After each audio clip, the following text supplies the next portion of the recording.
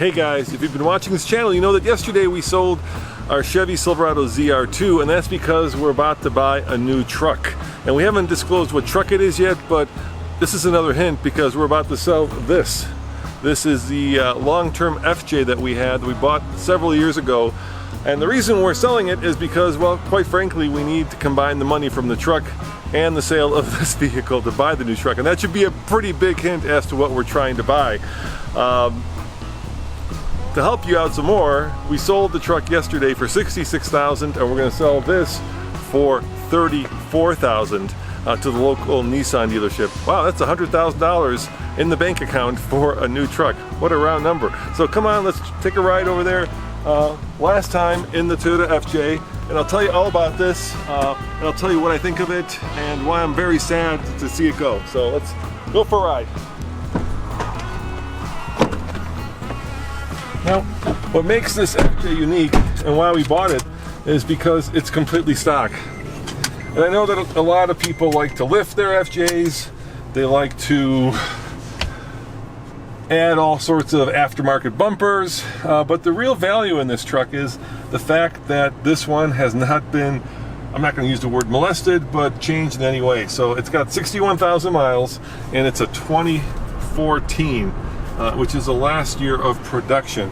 If you go on like Craigslist and you look around, you'll note that all of them are from the first year of production, which is I think 2007 or 2008. I'm trying to remember the numbers. And most of them were sold that first year. And then after that first year, Toyota sold between like 13 and 17,000 every year after that. And the reason that I think they didn't sell was not because of the styling, which is badass and cool, but because there are a number of limitations to this truck that made people a little wary of them. First and foremost, of course, and I'll show you that when we get out, are the clam-shaped doors. So if you're looking for something that is a family hauler, those doors that only open when the front doors are open are kind of a pain in the butt.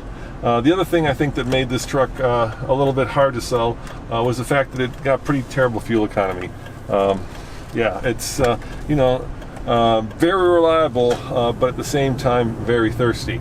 Now, what makes it great, and why I'm sad to sell it, is because it's got some of the most unique features out of any vehicle that you can buy, and this is why people love it. So, of course, this was designed, and you can probably guess this, at the Calty Studios in California, and they definitely put style over substance when they built this. But the cool thing is that they combined style over substance with Toyota's legendary reputation for incredible build quality. So these things will easily go 250,000 miles. And most of them you'll see out there for sale, and there are a lot of them here in Colorado, will have 150 to 250,000 miles on it. So it's very unique to have one with only 61,000 miles. And that's what is kind of this unique combination of really cool styling and really conservative build quality. But the features that are on here that make it fun are, for instance, like this glove box. Yeah, there's a glove box in front of the driver's steering wheel, which is a little goofy. Check this out. Let's see if I can turn these on, or my wipers. There we go. Look at that. Not one, not two, but three cute little wipers. How incredibly cool is that? And of course there's this binnacle up here, which not only has a compass and an inclinometer, but also the outside temperature. So all that makes this just a very unique vehicle that probably wouldn't be built today unless it was electric. Now this particular one also has the much sought after feature of combination of 8-track, which is of course Toyota terrain management system, with the rear locking diff, and that's a much sought after feature because if you're going to go off-roading in this, you're going to want both of those. Look at this. How cool is that? You've got these really funky side visors on both sides actually, and of course this is kind of getting into the beginning of Bluetooth era, so you actually have a Bluetooth capable radio and still a CD player. So I'm sure if your grandma is into off-roading, she would really appreciate the CD player for her Perry Como CDs like my mom would.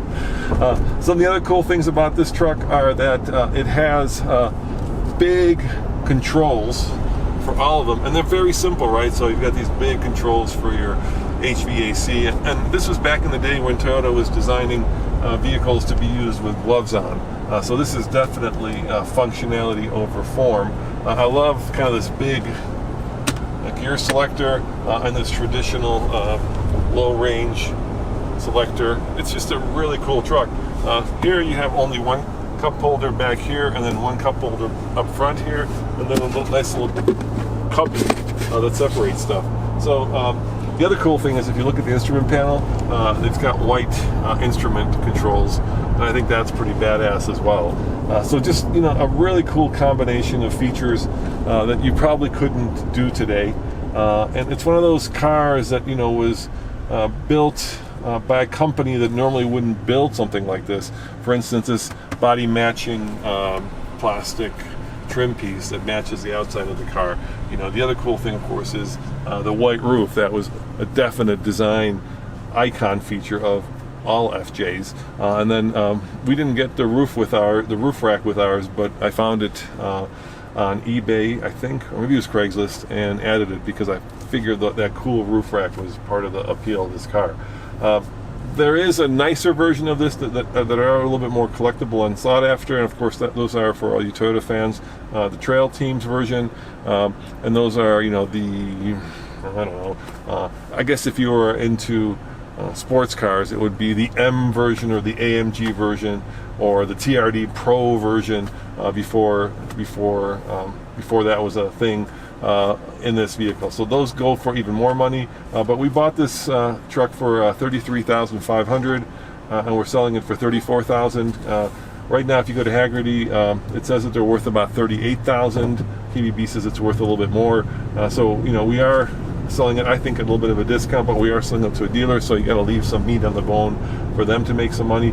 And we could auction it off over at TFL Bids. And by the way, there's a really cool motorcycle that we're auctioning off at TFL Bids right now, a classic 1970 Honda Trail 70. We could do that, and that was the original plan. But in the end, you know, getting a check from a dealership is worth the time and the money that we save by not actually having to deal with all of the picture taking and video taking to put it up on bids right now. So we're just, you know, quickly trying to get as much money as we can for the next truck, and this was an expedient way to do it. But I am really sad to see this one go. You know, this is the kind of vehicle that I think 10 or 20 or 30 years from now is going to be worth double what we're selling it for, because it is so unusual. It is the last year of production, and you know, they didn't build a hell of a lot of them. Of course, it could be one of those situations where if you watch auctions, you know, the 1965 Mustang with, you know, one of 20 built in this configuration, right? I'm not saying that, but what I am saying is that it is, you know, relatively unique and interesting, and it hasn't been abused, because I think that there's no other car out there in Toyota's lineup probably that actually has been off-roaded as much as the FJ. This vehicle kind of caught, because not only does it have, of course, the pedigree, and if you guys have been watching our classics channel, you know that we just bought the cheapest FJ, classic FJ from 1970 that we found for $9,000. So that's more money that went out the door that has to come back in.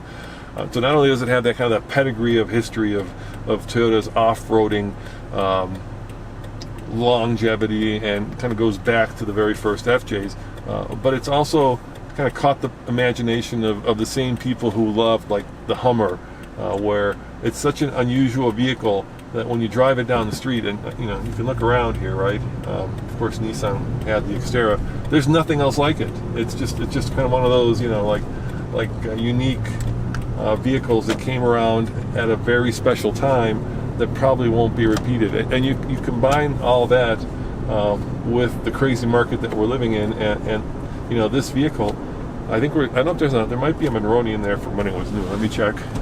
I think there might be one in here, but I think this $34,000 is about what this would have cost back in 2014 when it was brand new, and that to me is mind-blowing. That, you know, you can sell a vehicle for the same amount that you bought it with 61,000 miles, and I think that just speaks to how much people love this vehicle and what a place it has in people's hearts, right? This will be the kind of car where if your dad owned one, you'll be talking about it to your friends 20 years from now, and then you'll probably want one because you'll be like, oh man, my dad had the coolest car and had these crazy clamshell doors. Let me kind of show you those. And I think what made it cool is also what kind of made it unsellable in some ways. So let me show you how it works, and you'll see what I mean, because it is kind of a pain in the butt.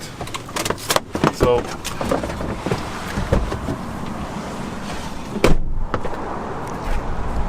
to get in the back, you have to actually open this door, and then you reach in here, and there's a handle, and then that opens up. But as you can tell, not exactly a wealth of space for your back seat occupants. That's the bad news. The good news is it does have actually a really good amount of room back here behind the second row for all your stuff, for your dogs. And this one, check it out, it's got the optional JBL subwoofer. So how cool is that? I think there's a little storage compartment over here for your tools, which is actually also pretty cool. And you know, in the best of Toyota traditions, hard plastics, but hard plastics that will definitely last, and of course a power plug here. So if you're camping, you can actually plug it in, and of course tow hitch, so it does tow, and a cool exhaust. This one doesn't have the TRD, but you could get it with a TRD. So there you go. This is what I'm definitely going to miss. But once again, guys, you know, we're not in the business of collecting cars or flipping cars. We're really in the business of reviewing cars. And if you watched our videos with this, you know we took it camping to Moab. We towed a trailer with it. You know, we off-roaded the balls out of it, or off of it, and it was great, and it was fun, and we had a hoot. And now it's time for a new owner to experience the joy of the FJ. So while I am sad, I'm happy for whoever gets this. Enjoy it and drive it hard. See you next time. Ciao.